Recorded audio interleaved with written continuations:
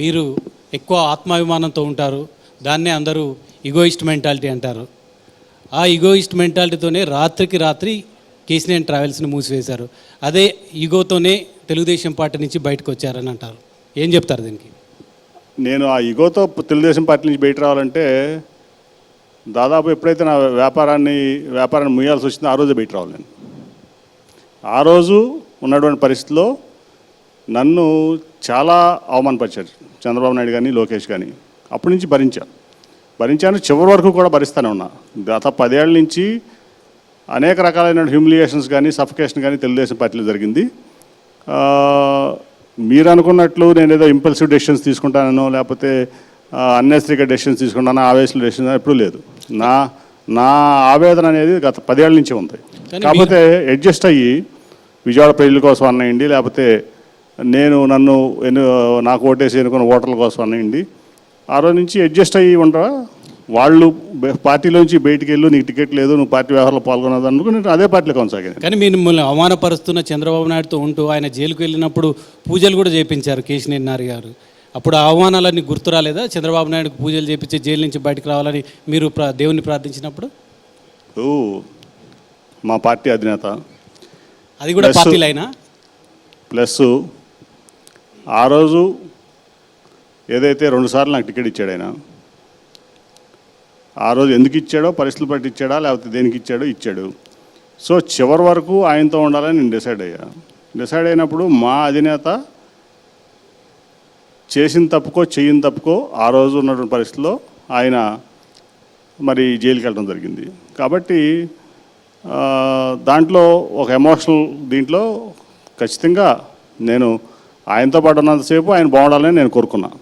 ఎప్పుడు కూడా తెలుగుదేశం పార్టీ నాశనం అయిపోవాలనో చంద్రబాబు నాయుడు నాశనం అయిపోవాలనో నేను ఎప్పుడు కోరుకోవాలి. అంటే చంద్రశేఖర్ గారు ఇంతకుముందు చెప్పినట్లు మీరు జగన్ మీద విమర్శలు చేయడం పార్టీ లైన్, చంద్రబాబు జైలుకు వెళ్ళిన చంద్రబాబు మళ్ళీ బయటకు రావాలని దేవుని ప్రార్థించడం అది వ్యక్తిగతం, మనస్ఫూర్తిగా కోరుకున్నాను. ఇక్కడ పార్టీ లైన్లోనే జగన్ని తిట్టారని చెప్తున్నారు, ఇక్కడ అది కూడా పార్టీ నేతగా బయటకు రావాలని కోరుకున్నారు. దీన్ని ఎట్లా చూడాలి? అంటే మీ వ్యక్తిత్వాన్ని ఎట్లా చూడాలి కేసీఆర్ గారిది? అంటే వ్యక్తిత్వం కాదు, ఇప్పుడు మానవత్వం.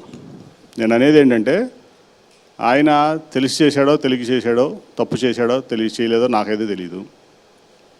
అది భగవంతుడు చెప్పాలి, ఫ్యూచర్లో జడ్జీలు చెప్పాలి. కాబట్టి అదే పార్టీ అధినేతగా నాకు 2 సార్లు టికెట్ ఇచ్చి నా విజయవాడకి సేవ చేసుకునే అదృష్టం నాకు కల్పించినటువంటి వ్యక్తిగా ఆయన కష్టాల్లో ఉన్నాడు. ప్లస్ దాదాపు 74 ఏళ్ళ వయసు, ఆయనకి చాలా అనారోగ్యంతో కూడా ఆయన ఉన్నటువంటి పరిస్థితి.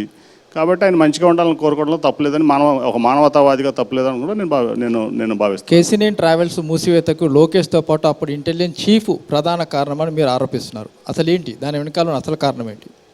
నేను చెప్పాను, ఈ మధ్య కూడా ఒక ఇంటర్వ్యూలో చెప్పాను. దానికి ఖచ్చితమైన కారణం లోకేష్, ఆ రోజు ఉన్నటువంటి ఇంటెలిజెన్స్ చీఫ్ దానికి సమాధానం చెప్పాలి.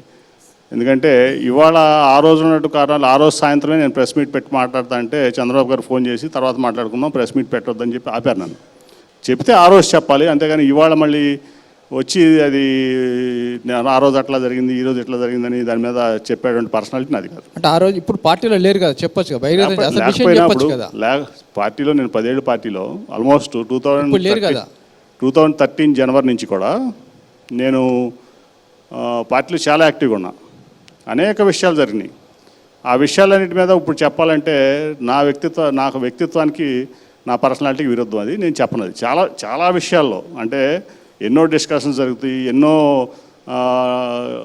పర్సనల్ మ్యాటర్స్ ఒకరికొకరు షేర్ చేసుకుంటాం. నేను కానీ చంద్రబాబు నాయుడు గారిని అట్లా లోకేష్ కూడా కొన్ని సందర్భాల్లో అవన్నీ ఇప్పుడు బహిరంగపరిచి నన్ను దిగదాచుకునే పరిస్థితిలో నేను లేను. కేసీఆర్ గారు చంద్రబాబు అరెస్ట్ తర్వాత ఢిల్లీకి వెళ్ళి బీజేపీ పెద్దలను లోకేష్ సహా మీరు కూడా కలిశారు.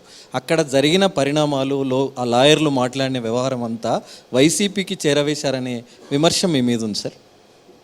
విమర్శిస్తానికి నేను పార్టీలోంచి బయటకు వచ్చిన తర్వాత వాళ్ళు పంపించేసిన తర్వాత నేను విమర్శిస్తారు. కానీ నేను జగన్మోహన్ రెడ్డి గారు నా లైఫ్లో ఫస్ట్ టైం కలిసింది ఎక్కడంటే ఒకసారి నేను పార్టీలో చేరకముందు. ఎప్పుడంటే రాష్ట్రపతి గారు విజయవాడ వస్తే గవర్నర్ గారు లంచ్కి పిలిచారు. ఆ సందర్భంలో ఎదురుపోయినప్పుడు ఇద్దరం ఒకరికొకరు విష్ చేసుకున్నాం పరస్పరం. అంతే తప్ప అసలు జగన్మోహన్ రెడ్డి గారిని నేను కలిసిన సందర్భం లేదు, మాట్లాడిన సందర్భం లేదు. నేను పార్టీలో జాయిన్ అయ్యాను. ఆ జరిగిన పరిణామాలు వైసీపీకి చేరవేశారు. అప్పుడే లోకేష్ మీ మీద నిఘా పెట్టాడు. అక్కడ జరగని వ్యవహారాలన్నీ చెప్పడం వల్ల ఆ చెప్పిన విషయాలన్నీ వైసీపీకి చేరవేశారనేది విమర్శ.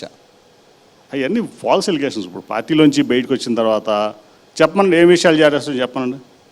ఇప్పుడు ఎవరైతే ఆ మాట మాట్లాడారో వాళ్ళని కేసుని నాని పలానా విషయం పలానా జారవేశాడని చెప్పాలి కదా. ఊరిని వేగ్గా మడ్స్లింగింగ్ చేయకూడదు ఎవరి మీద.